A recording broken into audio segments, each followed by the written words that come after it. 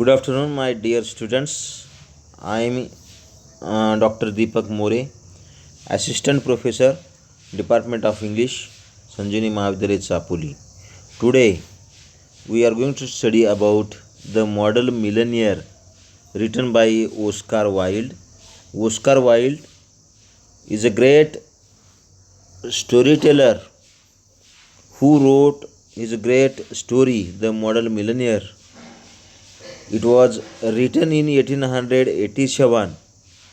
It is the story about what happens to a poor man who gives his last coin to a beggar in disguise who is actually a rich baron. This poem was first published in the World newspaper in June 1887. Then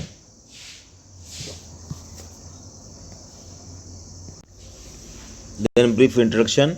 The Model Millionaire by Oscar Wilde is not a whole book, but it is a short story. The story looks at materialism, acts of kindness, and value system. In the mornings when I am practicing my speed reading drills using bookmarklets, I have been doing so with the short stories that I find on the American Literature website. I have found and read some excellent short stories on this site. Below you will find me review of two books by Oscar Wilde and we can study in detail. Then the writer found The Model Millionaire by Oscar Wilde very heart touching. Oscar Wilde wrote an amazing start for this story. Unless one is wealthy, there is no use in being a charming fellow. Romance is the privilege of the rich, not the profession of the unemployed. The poor should be practical and prosaic. It is better to have a permanent income than to be fasting. What are your thoughts? Do you agree with this? In the first para of the prose, the writer suggests us that huge Hugh Erskine, a handsome young man, hasn't been able to get his act together. He has tried many things to make a living, including being a stock trade and also a merchant. Can you relate to Hughie?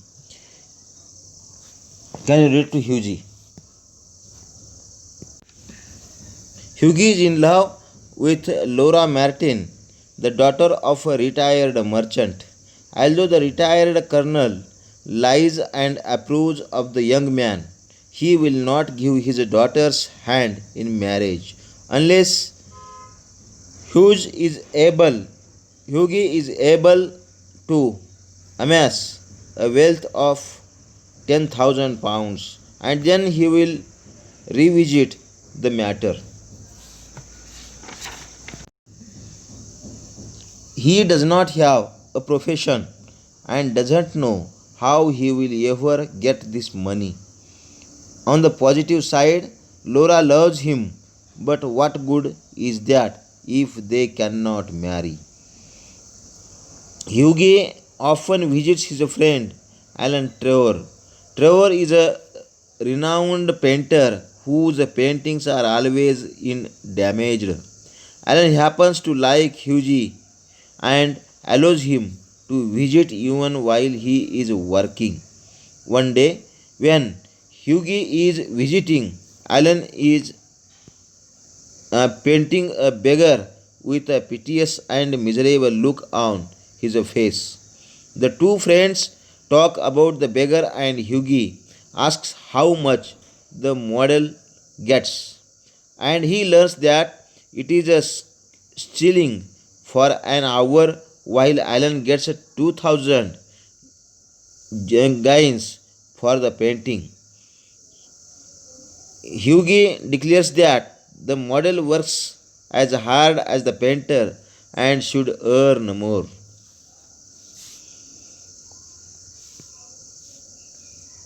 Nonsense, nonsense.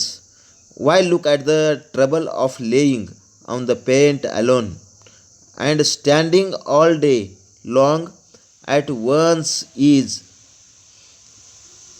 It's all very well, Hughie, for you to talk, but I assure you that there are moments when art almost attains to the dignity of manual labor. But you mustn't chatter. I am very busy. Smoke a cigarette and keep quiet. Then, in the another para of the prose, the writer tells to the audience that a servant informs Alan that the frame maker wants to speak to him. While he is gone, the beggar takes the time to rest his weary body. Hughie starts to speak to him. Feeling compassion, he dips into his pocket and shares the little he has, thinking that the beggar needs it more than he does. The beggar is very grateful for the money. It's at a great sacrifice because that means that Hughie has no transportation for 2 weeks and will have to walk home. Is that such a bad thing? Anyway, much later when he visits Laura and tells her what he did, she scolds him for being extravagant. At 11 p.m. that night, he visits the Palette Club and finds Alan there, sitting by himself, smoking and drinking. Alan tells Hughie that he told the beggar all about him, about his financial situation and the 10,000 pound he has to amass before he can marry Laura.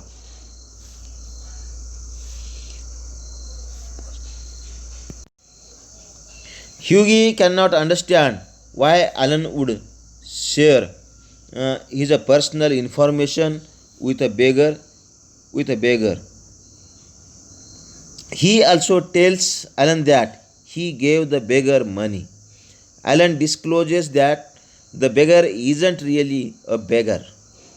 Then, the same context, the writer discusses that old beggar, as you call him, is one of the richest men in Europe.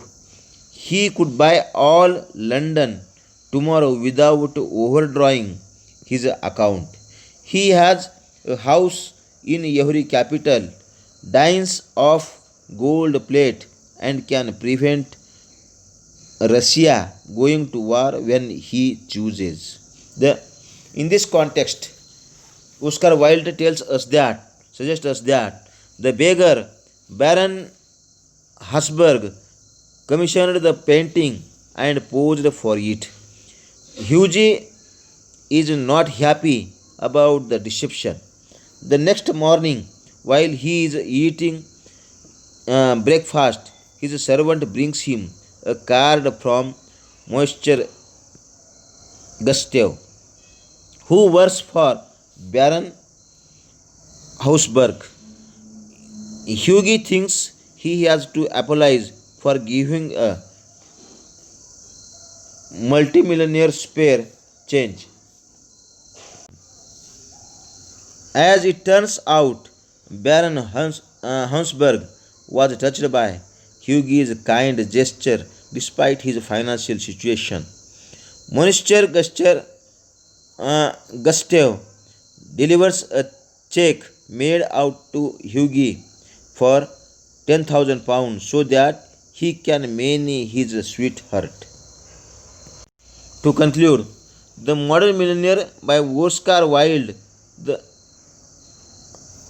When we concluded The Modern Millionaire by Oscar Wilde, at that time, a number of critics points out that I loved this story because It teaches us to have compassion for all and that we are our brother's keeper. Today, we are living in an individualistic society where most of us focus on monetary success and often forget the important things in life.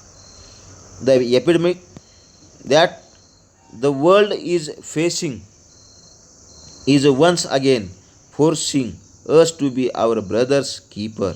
People are searching for new ways to build community.